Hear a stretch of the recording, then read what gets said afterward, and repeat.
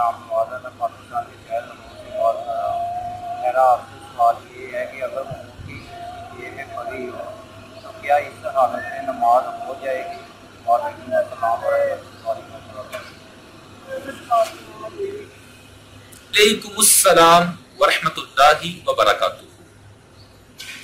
جیب کے اندر اگر خون کی شیشی ہے تو ایسی حالت میں نماز نہیں ہوتی، جیسا کہ بہار شریعت میں اس طرح کا مضمون موجود ہے کہ اگر ایسی حالت میں نماز پڑھی کہ جیب میں شیشی ہے اور اس شیشی کے اندر یا تو پیشاب ہے یا خون ہے یا شراب ہے تو نماز نہ ہوگی۔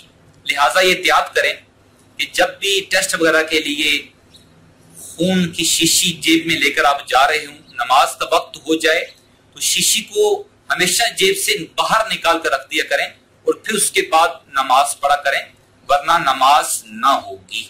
واللہ اعلم ورسولہ اعلم بالصواب۔